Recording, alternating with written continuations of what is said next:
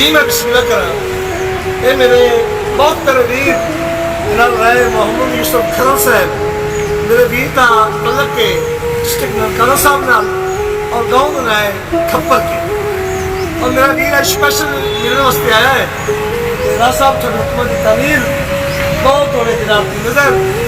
मेरा तो आया राज साहब भी जिथे जिथे जी जी करके जीवना होवे जिथे जी जी करके जीवना होवे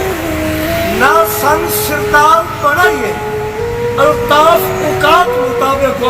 जो लगते चार बनाइए तो राज साहब तेरे गल गल ते पै गल जावे और ना गल ते हाल बनाइए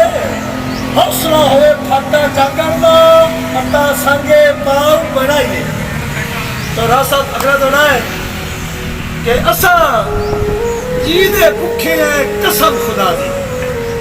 असा जी दे भुखे हैं कसम खुदा दी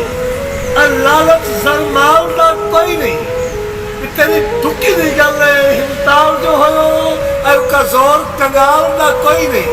तरा साहब दा बख्त चलते है गरीब मरना है और तेन खौफ सवाल का कोई नहीं और सब तू बंदा जुत्ती दी धूल ना समझे और सब तेरे नाल का कोई नहीं।